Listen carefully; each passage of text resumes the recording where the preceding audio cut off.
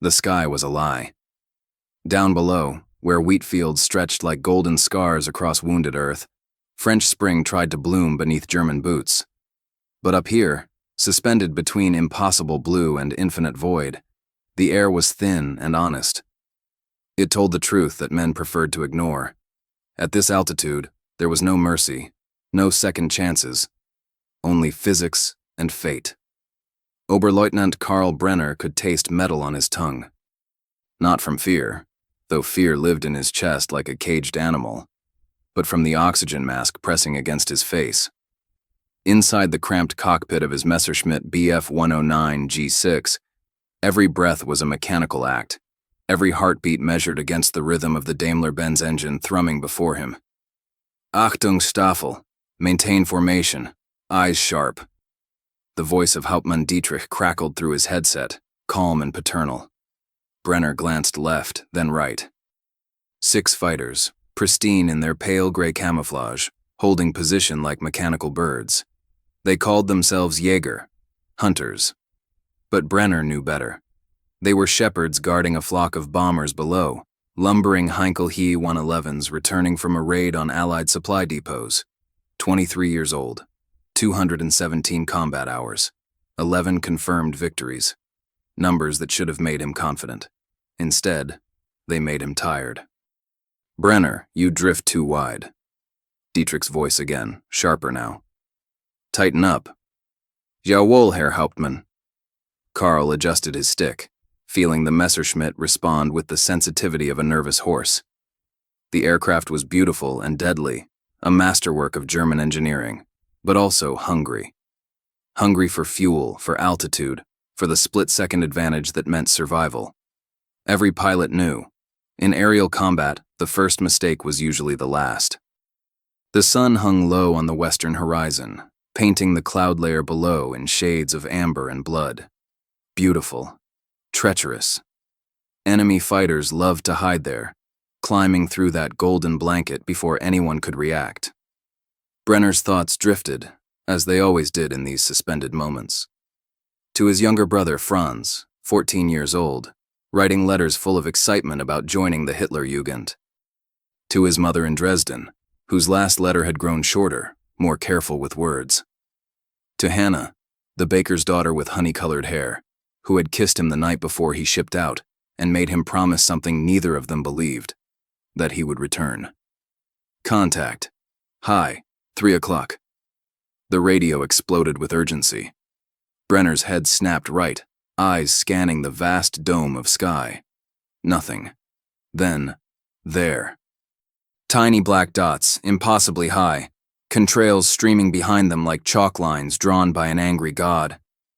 American bombers, someone said, voice tight. B-17s, maybe 20 contacts. But Hauptmann Dietrich's response was ice water. Not the bombers, look below them. Brenner's blood froze, diving through the bomber formation. Not around it, not above it, but through it like falling hammers, came shapes he had only heard about in briefings. Massive, dark, unmistakable. P-47 Thunderbolts. Break formation! Break! Break! Chaos erupted. The carefully maintained Finger 4 dissolved as pilots scattered like startled birds. Brenner hauled his stick hard left, feeling the G-forces crush him into his seat, vision graying at the edges. The Messerschmitt screamed in protest, metal groaning, but obeyed. The first Thunderbolt roared past his position so close that Brenner could see the rivets on its massive fuselage. The thing was enormous, nearly twice the weight of his 109, powered by a Pratt & Whitney R2800 engine that sounded like rolling thunder. The Americans called it the Jug because it looked like a milk jug with wings. The Luftwaffe had other names for it. None of them were kind. They cannot turn with us, Dietrich shouted over the radio. Use your speed. Use your... The transmission cut off. Brenner rolled inverted, looking up, or was it down now, and saw Hauptmann Dietrich's Messerschmitt trailing black smoke, spinning toward the earth in a death spiral. No parachute, no time. The caged animal in Brenner's chest broke free. He righted his aircraft, throttle to maximum, and dove. The standard doctrine was clear. The Messerschmitt's advantage was in climb rate and maneuverability. Get below the Thunderbolt, force it into a turning fight, use superior agility to gain position. But doctrine was written by men who had never faced a P-47 in vertical combat. The Thunderbolt that had passed him was coming back, not turning, but diving, straight down, faster than physics should allow. The American pilot had pushed his nose over and was accelerating in a near-vertical plunge, his massive radial engine screaming defiance at gravity itself. Brenner's altimeter unwound like a broken watch. 26,000 feet. 24,000. 22,000. The Thunderbolt gained. Impossibly, it gained. "He's going to overspeed," Brenner muttered into his mask. "He has to pull out. He has to." But the American didn't pull out. At 18,000 feet, Brenner saw tracer fire reach past his canopy, orange lines drawn through reality, each one carrying enough kinetic energy to tear his aircraft apart. 8 50 caliber machine guns, the Thunderbolt's terrible gift. Brenner jinked right, then left, his world reduced to instinct and reaction. The cloud bank rushed up to meet him. He plunged into it blind, white vapor swallowing everything, his instruments the only truth. The artificial horizon tilted crazily. Airspeed indicator climbed past redline. Engine temperature spiked. And still, through the cloud, he heard it. That distinctive roar, that American thunder closing the distance. They dive through our formations, Brenner understood with sudden, terrible clarity. Not because they're reckless, because they know we cannot follow. Because they have built a machine that can fall like a stone and pull out like a hawk, and we have nothing that can match it. He broke through the bottom of the clouds at 8,000 feet, engine howling, controls stiff from the speed. Behind him, the Thunderbolt emerged like a predator from fog, patient, relentless, inevitable. Brenner pulled harder than he had ever pulled before. The Messerschmitt's airframe groaned. Blood drained from his head, his vision tunneled to a pinprick. The horizon tilted, rotated, became vertical, then inverted. And the Thunderbolt followed. Impossible. But there it was, matching his turn, its massive bulk defying everything Brenner had been taught about energy management and physics. The American pilot was good, better than good. He anticipated every move, cut every corner, maintained position as if tied to Brenner's tail by an invisible wire. "Hilfe," Brenner whispered. "Help." But there was no help. His squadron was scattered. The bombers were gone. The sky that had seemed so vast now felt like a cage. Another burst of tracers. Closer this time. Brenner felt impacts, metal striking metal, and knew his Messerschmitt was wounded. Oil pressure dropping, coolant temperature rising. The Daimler-Benz engine began to cough, its precise German engineering coming apart under stress and damage. He had seconds, maybe less.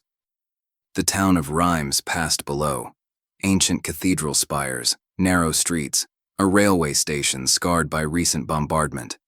Beyond it, open farmland stretched toward the German border. So close. If he could just... The Thunderbolt fired again. This time, Brenner felt the impacts in his bones. His control stick went slack, the rudder pedals loose. The Messerschmitt, that beautiful machine that had carried him through 200 hours of combat, was dying. Smoke filled the cockpit. Not the clean white vapor of coolant, but the black, oily smoke of an engine fire. Brenner's hands moved without thought, executing the emergency procedure he had practiced 100 times. Mixture to idle cutoff, fuel valve closed, magnetos off. Then, with fingers that refused to stop shaking, he reached for the canopy release. The wind hit him like a physical blow. He released his harness, felt the slipstream grab him, tear him from the cockpit. For a moment, he was flying, truly flying, without machine or metal, tumbling through the April sky. Then he pulled the ripcord. The parachute deployed with a crack that echoed in his chest. The harness bit into his shoulders.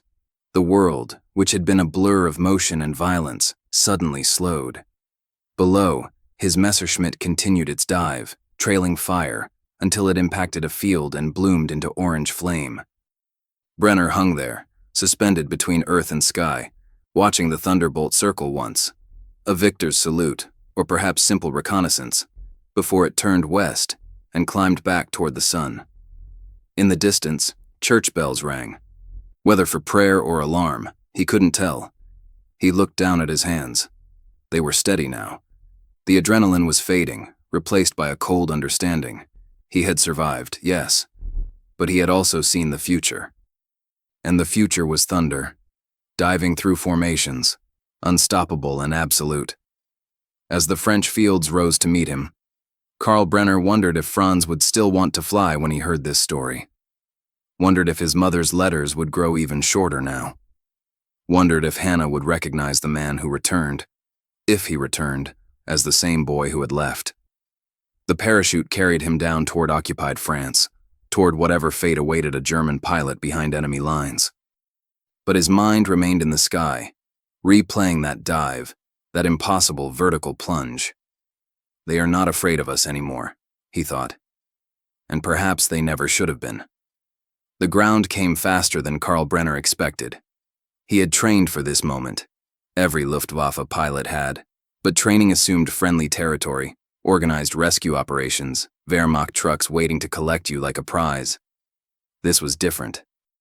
The fields below belonged to France, and France belonged to no one anymore. It was caught between worlds, occupied but not conquered, patrolled by German soldiers who treated every shadow as resistance, every farmer as a potential saboteur. Brenner hit the earth hard, his knees buckling, the parachute collapsing behind him in a cascade of white silk. Pain shot through his left ankle, sharp and immediate. He bit down on his tongue to keep from crying out, tasting blood mixed with the metallic residue of oxygen and fear. Silence. Not the mechanical silence of a dead engine, but the organic quiet of the countryside. Birds returning to their songs, wind rustling through spring wheat, the distant lowing of cattle. For a moment, it was possible to forget there was a war at all. Then reality returned. Brenner's hands moved with practiced efficiency. Release parachute harness, gather the silk, look for cover. The survival manual was clear. A downed pilot in enemy territory had approximately 15 minutes before local forces began searching. Less if civilians reported the crash, much less if resistance fighters found him first. His Messerschmitt burned in the next field over, a pillar of black smoke marking his position like a funeral pyre. Subtle, it was not. He stuffed the parachute behind a hedgerow, inadequate concealment, but better than leaving it spread across the field like a surrender flag, and took inventory. Sidearm, Walther P-38, fully loaded. Survival kit, compass, maps, water purification tablets, emergency rations that tasted like compressed sawdust. No radio. The impact had shattered it. The ankle throbbed with each heartbeat. Sprained, not broken. He could still walk, though each step sent fresh waves of pain up his leg. Brenner oriented himself using the sun and began moving west, away from the crash site, toward the tree line that marked the edge of the property. Behind him, voices, German, authoritative and close. Check the wreckage. Find the pilot. Brenner's pulse hammered. He quickened his pace, ignoring the ankle's protests, and reached the trees just as the first Wehrmacht truck appeared on the distant road. He pressed himself against an oak trunk, breathing shallow, watching. 3 soldiers dismounted, rifles ready, spreading out in a search pattern, professional, thorough. These weren't occupation troops grown lazy on French wine. These were combat veterans who understood that a downed pilot might be armed, desperate, and dangerous. One of them called out in accented French, "Pilot, you are surrounded. Surrender now, and you will be treated according to international law." Brenner almost laughed. International law. As if the rules still mattered. As if this war hadn't already torn up every agreement men had made about civilized conflict and burned them like his Messerschmitt. He moved deeper into the woods, each step calculated, avoiding dry branches and open clearings. The forest was old, oak and beech trees that had stood here before Napoleon, before the First World War, before nations drew their poisonous borders. Now it sheltered him, a German pilot hiding from German soldiers in conquered France. The irony was not lost. 20 minutes. 30. The voices faded behind him, replaced by his own labored breathing and the crunch of dead leaves underfoot. The adrenaline was wearing off now, leaving exhaustion in its wake. His flight suit was soaked with sweat despite the cool April air. His ankle had swollen inside his boot, each step a negotiation with agony. He needed to think, needed a plan. The briefing maps placed him approximately 40 kilometers from the German border. Too far to walk, especially injured. The local population was unpredictable. Some French civilians cooperated with occupation authorities. Others fed intelligence to the resistance. Betting his life on a stranger's politics was a gamble Brenner didn't want to take. A stream cut through the forest ahead, water running clear over smooth stones. Brenner knelt, cupped his hands, drank deeply. The cold shocked his system awake, sharpening his thoughts. He splashed water on his face, washing away the grime and sweat, and caught his reflection in a still pool. The man staring back was a stranger, pale, hollowed, eyes that had seen too much and forgotten how to look away. This was what 23 looked like now. Not youth, but survival wearing a young face. "You're a long way from home, mon ami." Brenner's hand went to his sidearm, spinning toward the voice. A man stood at the forest's edge, 60, perhaps older, wearing a farmer's worn jacket and carrying a walking stick. His face was weathered leather, eyes sharp and measuring. He spoke German with a thick accent, each word carefully chosen. "I am not your friend," Brenner said, keeping his voice level, weapon steady. The old man's expression didn't change. "No. But you are not my enemy either. Not anymore. Just a boy in a broken airplane, hiding in my woods." "Your woods? I've lived here 73 years. The land is mine no matter what the maps say." He gestured with the walking stick, not threatening, just indicating. "Your soldiers search the roads. They will find you before nightfall. Unless what?" The old man studied him with an intensity that made Brenner uncomfortable. "Your accent. You are from the east. Dresden, perhaps? Leipzig?" Dresden. The word escaped before Brenner could stop it. A ghost of a smile touched the old man's lips. "I was there, 1910. Beautiful city. The Opera House. Have you been?" "Many times." "Then you understand beauty, and what war does to it." The old man turned, began walking deeper into the forest. "Come, or stay, and let your countrymen find you. I care little either way. But if you come, come now." Every instinct screamed trap, resistance fighter, ambush. This was how pilots disappeared, found weeks later in shallow graves, or not found at all. But the alternative was certain capture. And something in the old man's voice, tired, sad, honest, rang true. Brenner holstered his weapon and followed. They walked in silence through the deepening woods, the old man's pace surprisingly swift despite his age. Brenner struggled to keep up, his ankle screaming protest. Finally, they emerged into a clearing where a stone cottage stood, ancient and solid, smoke rising from its chimney. "Inside," the old man said. "Quickly." The cottage's interior was sparse but clean. A wooden table, 2 chairs, a hearth where soup bubbled in an iron pot.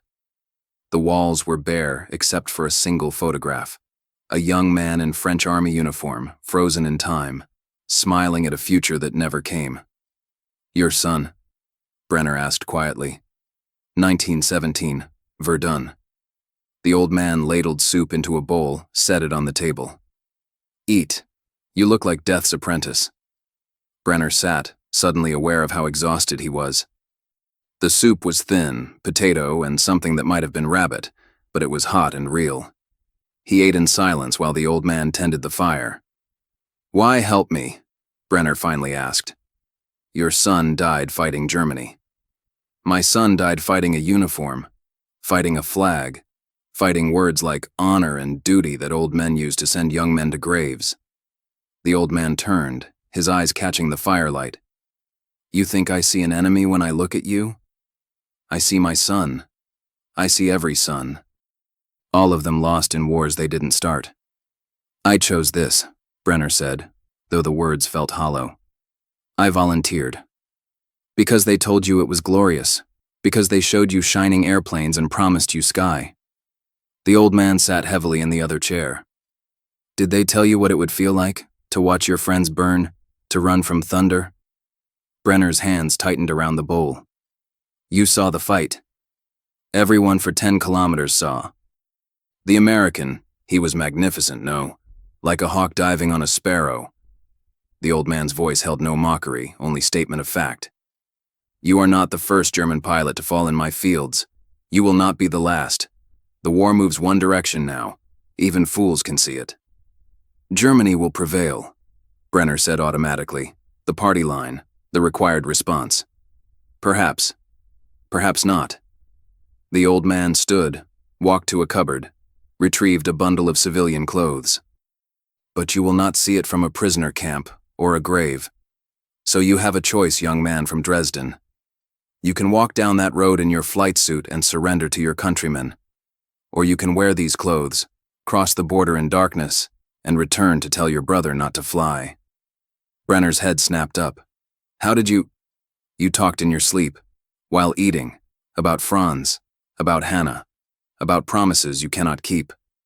The old man set the clothes on the table. War makes liars of us all. But perhaps some lies are worth telling.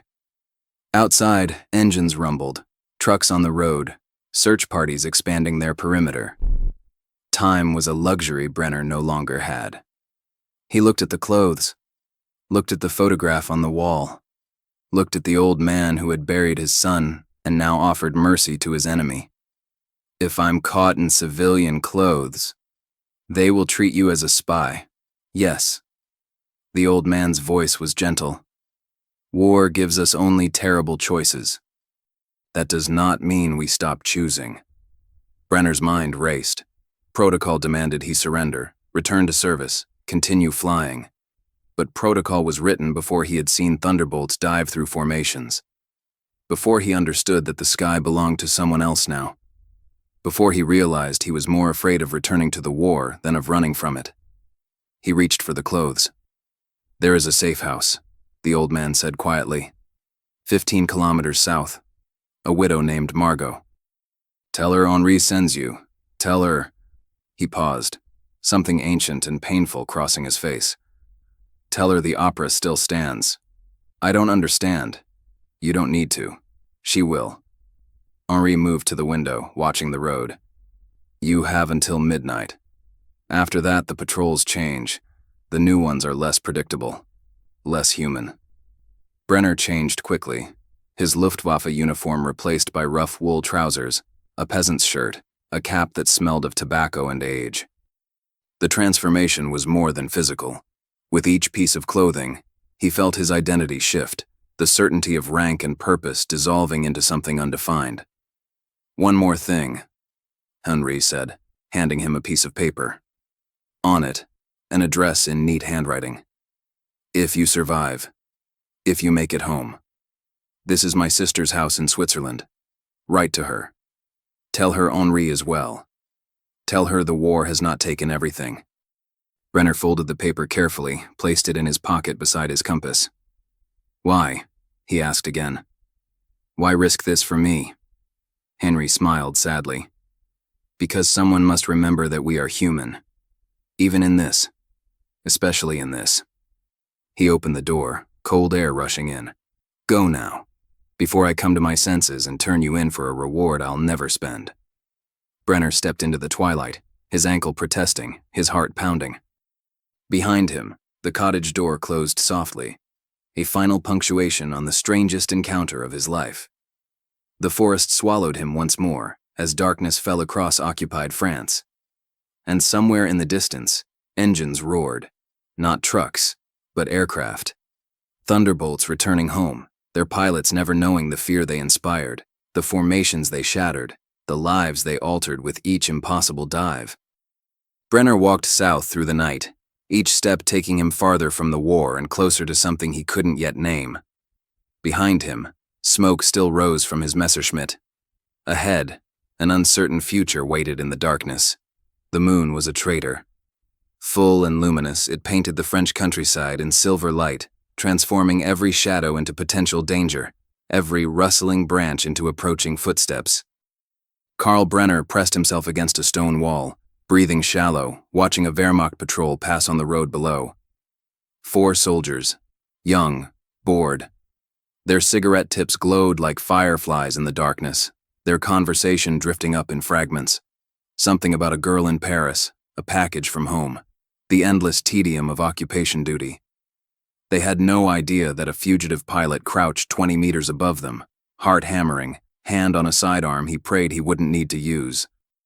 The patrol moved on, their footsteps fading into the night. Brenner released a breath he didn't know he was holding and continued south. 15 kilometers, Henry had said. In daylight, on healthy legs, perhaps 3 hours. But darkness transformed distance, and his injured ankle turned each step into negotiation.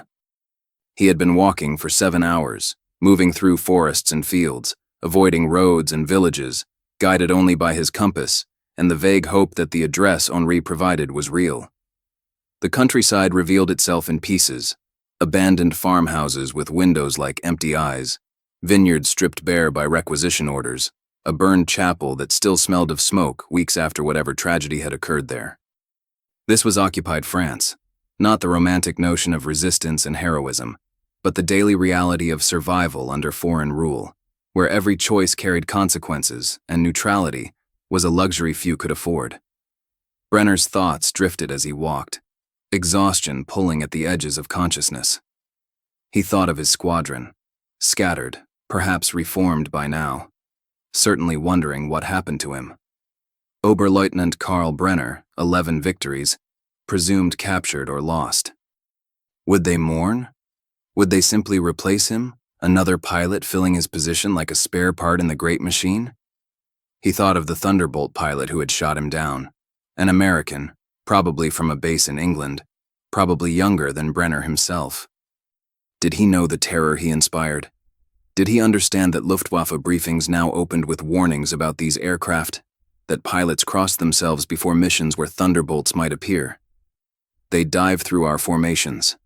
The phrase had become a mantra, repeated in ready rooms and operations centers across occupied Europe. Not a tactic, not a choice. A fact of nature, like gravity or death. A dog barked in the distance, pulling Brenner from his thoughts. He froze, listening. The bark came again, joined by others. A farm, perhaps, or a village awakening. Brenner altered course, giving the sounds wide berth, his ankle screaming protest at the additional distance. The sky began to pale in the east. Not quite dawn, but the promise of it. That gray hour when darkness loses its grip and the world holds its breath before choosing between day and night. Brenner needed to reach the safe house before full light. A German pilot in peasant clothes might pass in darkness, but daylight would reveal everything. His bearing, his accent, the military precision in his movements that civilian life never taught. The address Henri had given him was burned into his memory. 14, Rue de la Fontaine, Épernay. A widow named Margot. The opera still stands, cryptic, dangerous, his only option. Épernay revealed itself gradually, first as distant lights, then as the silhouette of buildings against the pre-dawn sky, finally as actual streets and structures as Brenner approached from the north. The town was famous for champagne, he remembered vaguely. Before the war, tourists came from across Europe to tour the cellars, to taste wine older than nations. Now it was simply another mark on a map, another place caught between yesterday and tomorrow. Rue de la Fontaine was a narrow street near the town center, lined with 3-story buildings that leaned against each other like tired soldiers.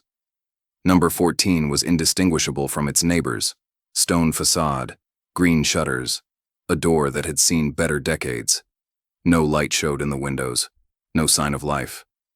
Brenner stood across the street, watching, waiting for... what? Confirmation?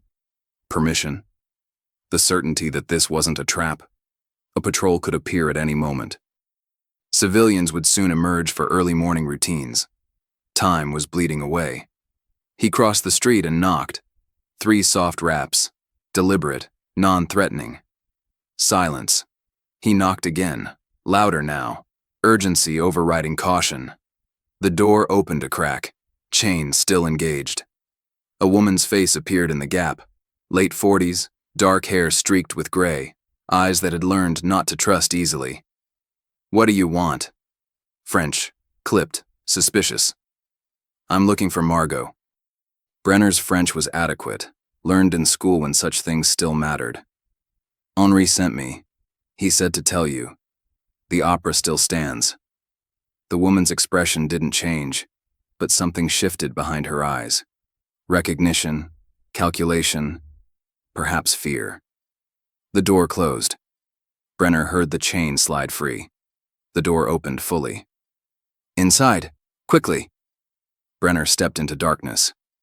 The woman closed the door, threw the bolt, and only then did she strike a match and light a candle. In the flickering glow, Brenner saw her properly, handsome rather than beautiful, wearing a nightgown and robe, barefoot on cold stone floor. A scar ran from her left ear to her jaw, old and faded, but unmistakable. "You're Luftwaffe," she said. Not a question. "How did you—" "The way you stand. The way you entered the room, checking corners, exits." She set the candle on a table, studying him with unsettling intensity. "Henri is a sentimental fool. He should have let them find you." "Are you Margot?" "I am what remains of her." She moved to a cabinet, retrieved bread and cheese, set them before him without ceremony. "Eat. You look like a corpse begging permission to fall." Brenner sat heavily, suddenly aware of how exhausted he was. The bread was stale, the cheese hard, but he ate with the desperation of a man who had walked 15 kilometers on injury and adrenaline. Margot watched him with the detachment of someone observing a phenomenon rather than a person. "Why help me?" Brenner asked between bites. "If you know what I am. I help Henri. You are simply the package he sent." She poured water from a pitcher, pushed the cup toward him. "The opera still stands. Do you know what that means?" "Henri's code. For safe passage." "Henri's promise." Margot's voice carried weight, history, pain.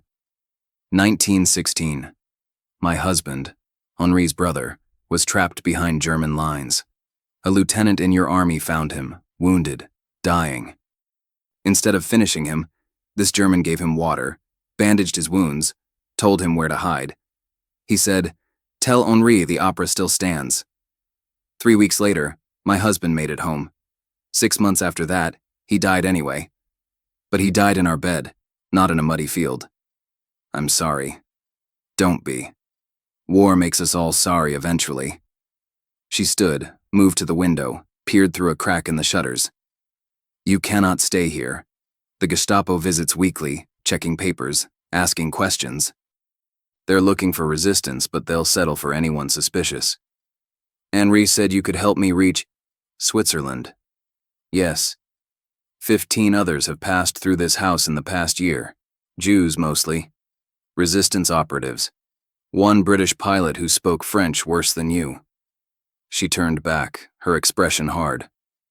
"I do this because Henri asks, because I remember the lieutenant who showed mercy. But understand this, German. I do not do it for you. I do it despite you." Brenner nodded slowly. "I understand. Do you? Do you understand that every person I help puts my life at risk? That if the Gestapo discovers what I do, I will not die quickly or cleanly?" She pulled the robe tighter around herself. "Your war has taken everything from this country. My husband. My son, who died in 1940 defending a bridge no one remembers. My home. My freedom. My future. And now you sit at my table, eating my food, asking me to risk what little remains. Then why? Because Henri believes the opera still stands. Because I made a promise to a dying man that some things, mercy, humanity, honor, survive even when everything else burns." She sat again, suddenly looking older, more fragile. "You have 48 hours. There is a contact. a wine merchant who travels to the border weekly with legitimate papers. He leaves Sunday morning. Until then, you stay here, in the cellar, silent. If anyone comes, you do not exist. And after? After, you are no longer my problem. Margot stood, retrieved the candle. Come, I'll show you where you'll hide. The cellar was what Brenner expected. Stone walls, wine racks mostly empty, a mattress on the floor with a single blanket, a bucket for waste, a shelf with bread, water, and dried fruit. Margot set the candle on the shelf and turned to leave. Margot, Brenner said softly. Thank you. She paused at the stairs, her back to him. Don't thank me. Just survive. Go home. Tell your brother not to fly. Tell him the opera is burning, and no amount of courage will put out those flames. She climbed the stairs and closed the door, the bolt sliding home with a finality that reminded Brenner exactly where he was. Trapped in a cellar beneath enemy territory, dependent on the mercy of a woman who had every reason to hate him, waiting for a chance to escape a war that had already escaped all control.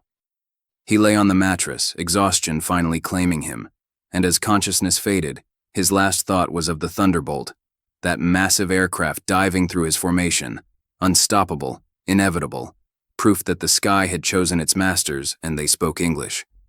Somewhere above, the town of Epernay awakened to another day of occupation. And somewhere in England, American pilots were already climbing into their aircraft, preparing for another escort mission, another chance to dive through German formations and show them what thunder truly sounded like. Brenner pulled the thin blanket over himself and closed his eyes. In the darkness of the cellar, he dreamed of falling, not from the sky, but through it, endlessly, chasing a horizon that receded with each second, while behind him, engines roared and tracers drew lines through reality itself. When he woke hours later, the candle had burned down to nothing, and the silence was so complete he wondered if the world above had disappeared entirely. But then he heard it. Faint, filtering through stone and wood, the sound of boots on cobblestones, German voices conducting routine patrols, the machinery of occupation grinding forward with mechanical precision. Karl Brenner, Oberleutnant of the Luftwaffe, 11 confirmed victories, lay in the darkness and waited for Sunday. Waited for escape. Waited to discover if Henri's promise and Margot's mercy would be enough to carry him home. Or if the war had one more lesson to teach him before it was done. The wine merchant's truck smelled of oak barrels and broken promises. Karl Brenner lay beneath a false floor, constructed with the kind of precision that came from desperate necessity, barely 30 centimeters between his body and the wooden planks above. 6 wine casks sat atop the compartment, authentic and full, their weight pressing down like the inevitability of capture. If the Gestapo decided to search thoroughly, if they used dogs or pierced the floor with bayonets as they sometimes did, this would become his coffin. The engine coughed to life. Through the thin boards, Brenner heard the merchant, a man named Laurent who had spoken exactly 7 words to him. Stay silent, do not move, breathe shallow, engage the clutch. The truck lurched forward, and Brenner's journey toward the Swiss border began. 2 days in Margot's cellar had transformed time into something elastic and strange. Hours stretched like taffy, while minutes compressed into seconds. He had existed in darkness broken only by Margot's brief visits, food delivered without conversation, a bucket exchanged without ceremony. She had told him nothing of the war's progress, nothing of search efforts, nothing that might make him feel less like cargo and more like a person. Perhaps that was intentional. Perhaps it was easier to risk your life for cargo than for a human being with a story. The truck rolled through Epernay's empty streets, past buildings Brenner had only glimpsed in darkness, past the lives of people who would wake soon to another day of occupation.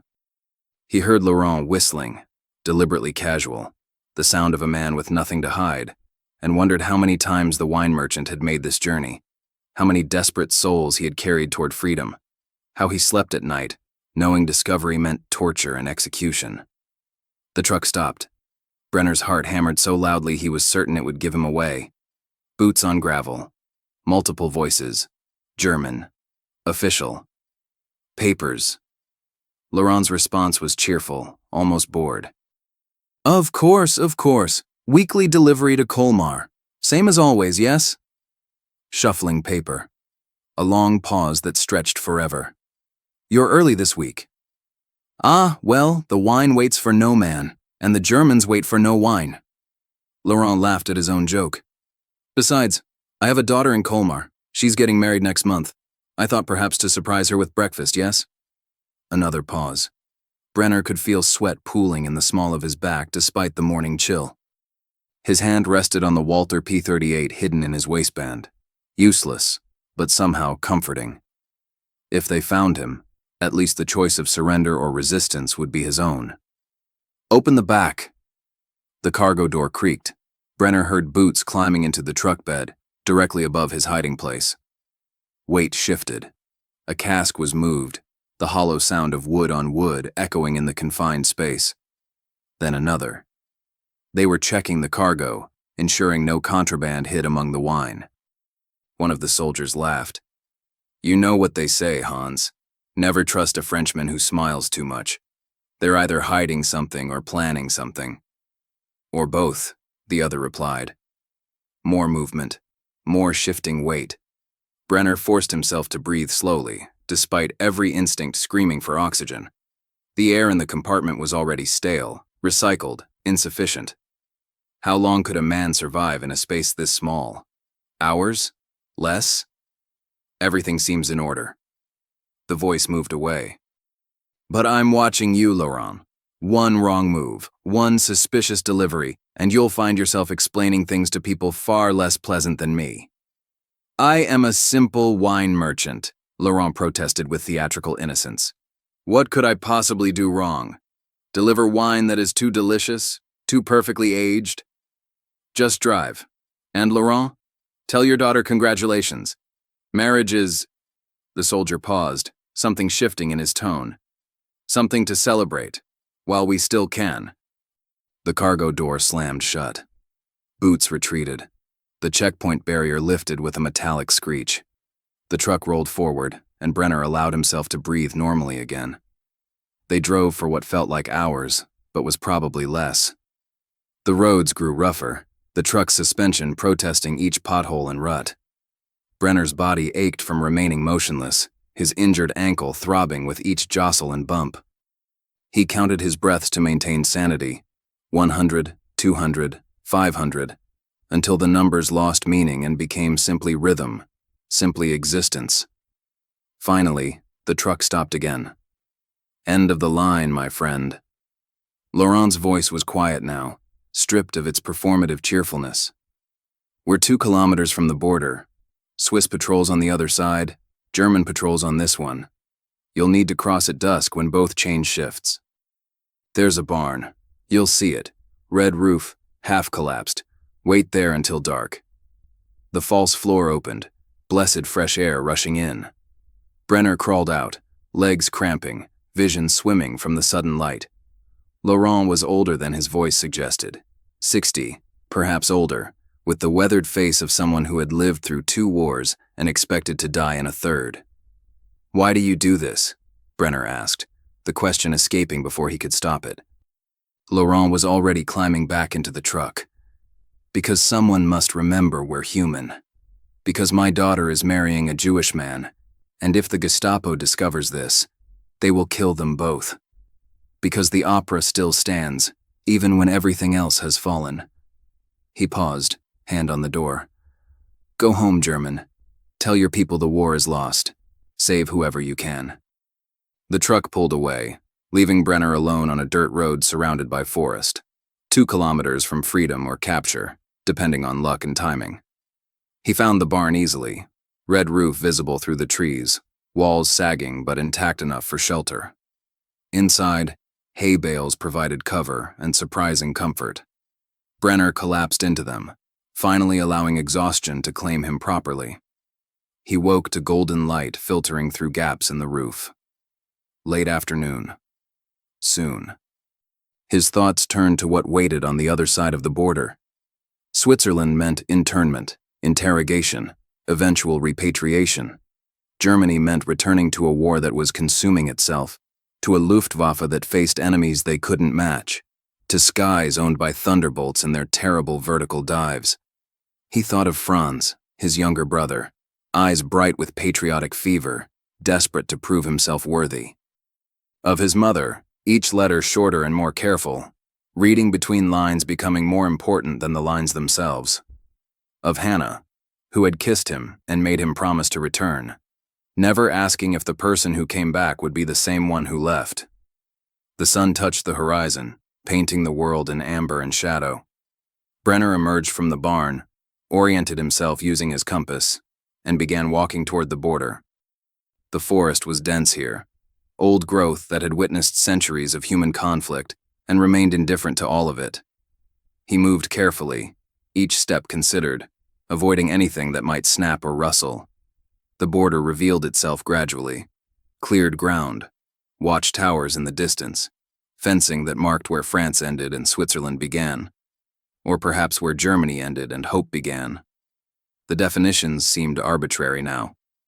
He waited in the tree line, watching, timing the patrols. German soldiers passed every 20 minutes with mechanical precision. Swiss guards maintained their positions with careful neutrality. Between rotations, a gap existed, perhaps 3 minutes, perhaps less, where neither side watched the crossing point directly. Brenner checked his watch, checked it again. His heart rate climbed despite his attempts at calm. This was the moment. Commit or retreat, cross or return, choose the future, or accept the past. The German patrol passed, their voices fading into distance. He ran. Not gracefully. His ankle protested every step, sending lightning bolts of pain up his leg, but with desperate determination. The cleared ground stretched before him like an ocean, impossibly vast, offering no cover, no mercy. 50 meters. 40. 30. Halt! Halt or we fire! The shout came from behind, from the German watchtower, from men who had spotted movement and reacted with trained efficiency. Brenner didn't stop. Couldn't stop. The Swiss border fence was right there, just meters away, freedom measured in footsteps. A shot rang out, then another. Dirt exploded near his feet. The third shot took him in the shoulder, not center mass, not immediately fatal, but enough to spin him sideways, enough to send him tumbling forward through the fence line, through the barrier between occupied France and neutral Switzerland. He landed hard on Swiss soil, gasping, bleeding, but across. Swiss guards materialized from their positions, rifles ready but not aimed, expressions carefully neutral. One of them, young, Swiss-German accent thick, knelt beside Brenner. "You're on Swiss territory now. You're safe. Do you understand?" Brenner nodded, unable to speak, his shoulders screaming, vision graying at the edges. On the French side of the border, German soldiers gathered, weapons raised but useless now. They could not cross. Would not cross. International law, that fragile concept men still pretended mattered, held them in place. "He's Luftwaffe!" one of them shouted across the border. "He's a deserter! Return him!" The Swiss guard helping Brenner didn't even turn around. "He crossed the border wounded and seeking asylum. He stays." They carried Brenner to a vehicle, loaded him gently, drove him toward a hospital where doctors would remove the bullet, and Swiss officials would begin the long process of determining his fate. Through the vehicle's window, Brenner watched the border recede, watched France disappear, watched the war become something happening to someone else. 3 months later, internment camp, Bern, Switzerland. The letter arrived on a Tuesday, forwarded through Red Cross channels, censored but intact. Brenner opened it with trembling hands, recognizing his mother's handwriting immediately. "My dearest Carl, we received word through official channels that you are alive and interned in Switzerland. I cannot express the relief, the joy, the prayers of thanks I have offered. Your father and I had feared the worst. I must tell you something, though it brings me pain. Franz enlisted last month. He completed basic training and has been assigned to a fighter squadron. He writes enthusiastically about flying, about serving, about following in your footsteps. I showed him your letters, the ones where you spoke honestly about the war. But he sees only glory, where you saw truth. He asked me to tell you, he flies Messerschmitts now. He says he's not afraid, that the Luftwaffe will prevail, that he'll make you proud. Karl, I am just a mother. I don't understand strategy or tactics or military necessity. But I understand that I cannot lose both my sons to this war. If you can write to him, if you can reach him somehow, please try. Tell him what you could not tell him before. Tell him the opera is burning. Your loving mother. Brenner set the letter down, his hands steady now, his decision clear. He requested paper and pen from the camp administrators. They provided both, though they explained any letter would be read, censored, and might not reach its destination. He wrote anyway. Dear Franz, they tell me you're flying now. They tell me you're brave, eager, certain of victory. I was all those things once. Let me tell you what they don't mention in the recruitment speeches. The sky is not glorious. It is vast and indifferent and owned by whoever has better machines and more of them. The Americans have P-47 Thunderbolts now, aircraft that dive through our formations like falling hammers. They are faster, more powerful, more numerous than anything we can field. I know because one of them shot me down. But this letter isn't about tactics or equipment. It's about a French farmer named Henri who showed me mercy, about a widow named Margot who risked her life for a stranger, about a wine merchant named Laurent who saved me because he believes we're human, even in this. Franz, the war is not what they told us. It's not honor and glory and noble sacrifice. It's terror and exhaustion and moral compromise. It's watching friends burn and wondering why you survived. It's being shot by your countrymen while fleeing toward a border you never thought you'd have to cross. Come home, little brother. Desert, surrender, fake illness. I don't care how. Just come home. Tell Mother the opera still stands. She'll understand. She'll help you. This war is lost. Anyone with eyes can see it. The only question now is how many more must fall before the obvious becomes official. I am safe here. Fed, clothed, treated well. But I am haunted by every face I remember. Every pilot who didn't make it home. Every person whose mercy I accepted while wearing an enemy's uniform. Franz, please. Don't become another ghost. Don't make Mother bury both her sons for a cause that was wrong from the start. The thunder is coming. It cannot be stopped. Get off the runway before it arrives. Your brother, Karl. He sealed the letter, handed it to the administrator, and walked to the window of his barracks. Outside, Swiss mountains rose toward a cloudless sky, beautiful, neutral, untouched by the war that ravaged the world beyond their borders. Somewhere in that world, Franz was climbing into a Messerschmitt, checking instruments, preparing for combat against an enemy he didn't understand and couldn't defeat.